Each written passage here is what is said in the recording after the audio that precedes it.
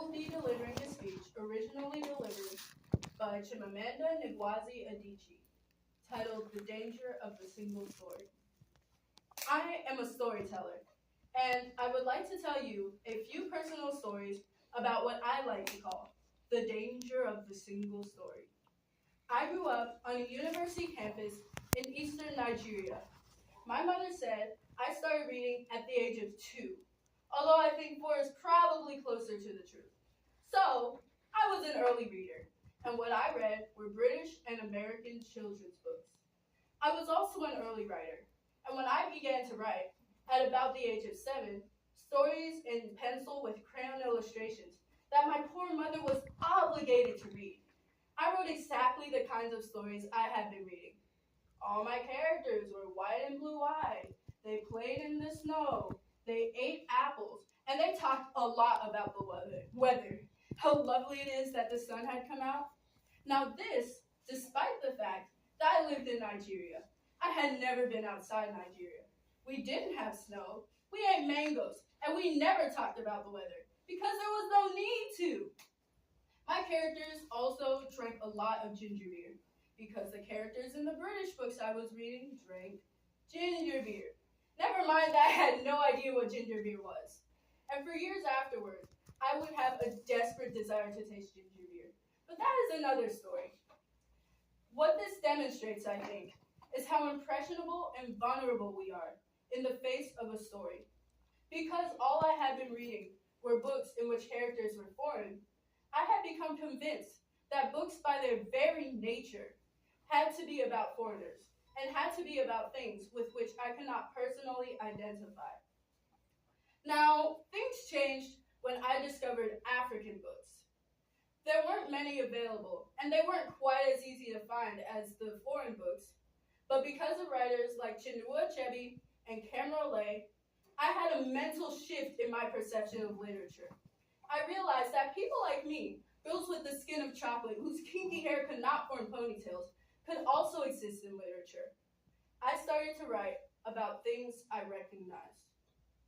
Now, I loved those American and British books I read. They stirred my imagination. They opened up new worlds for me. But the unintended consequence of this was that I didn't realize people like me could exist in literature. So what the discovery of African books did for me was this. It saved me from having a single story of what books are. I come from a conventional, middle-class Nigerian family. My father was a professor, my mother was an administrator, and so we had, as was the norm, live-in domestic help. So, the year I turned 8, we got a new houseboy. His name was Fide. The only thing my mother told us about him was that his family was very poor.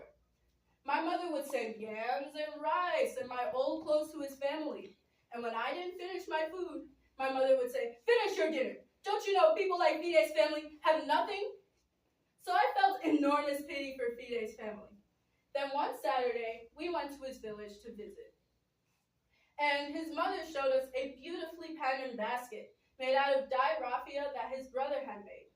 I was startled. It had not occurred to me that anybody in his family could make something.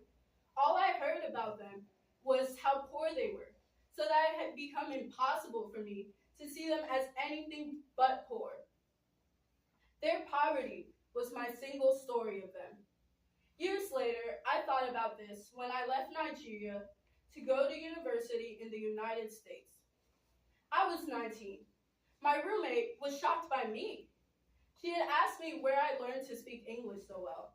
I was confused when I said Nigeria happened to have English as its official language. She asked if she could listen to what she called my tribal music, and was consequently disappointed when I produced my tape of Mariah Carey. She assumed I didn't know how to use a stove. She had felt sorry for me even before she saw me. Her default position towards me, as an African, was kind of patronizing, well-meaning, pity. My roommate had a single story of Africa, a story of catastrophe. In this single story, there was no possibility of Africans being similar to her in any way. No possibility of feelings more complex than pity. No possibility of connection as human equals. But I must quickly add that I too am just as guilty in the question of the single story. A few years ago, I visited Mexico from the US. The political climate in the US at the time was tense, and there were debates going on about immigration. And as often happens in the US, immigration is associated with Mexicans. There were endless stories of Mexicans as people who were fleecing the healthcare system, sneaking across the border, getting arrested at the border, that sort of thing.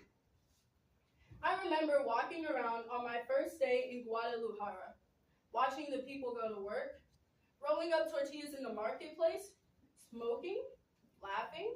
I remember first feeling slight surprise, and then I was overwhelmed with shame. I realized that I had become so immersed in the media coverage of Mexicans that they had become one thing in my mind: the abject immigrant. I had bought into the single story of Mexicans, and I could not have been more ashamed of myself. So that is how you create a single story. You show people as one thing, and only one thing, over and over and over again. And that is what they become. But to insist on only these negative stories is to flatten my experience and to overlook the many other stories that formed me. The single story creates stereotypes. And the problem with stereotypes is not that they are true, but that they are incomplete. I've always felt that it is impossible to properly engage with a place or person without engaging with all the stories of that place and that person. So the consequence of the single story is this: it robs people of dignity. It makes our recognition of equal humanity difficult. It emphasizes how we are different rather than how we are similar. I teach writing workshops every summer in Lagos, and it amazes me how many people apply, how many people want to write, to tell stories. My Nigerian publisher and I have just started a nonprofit called Farafina Trust, and we have big dreams of building libraries, refurbishing libraries that already exist, providing books to school libraries that have nothing, and organizing lots and lots of workshops on reading and writing. Stories matter. Many stories matter. Stories can be used to malign and dispossess, but stories can also be used to humanize and repair. Stories have been used to break the dignity of a people, but stories can also be used to repair that broken dignity. I would like to end with this thought: that when we reject the single story, when we realize that there is never a single story of any place, we regain a kind of paradise.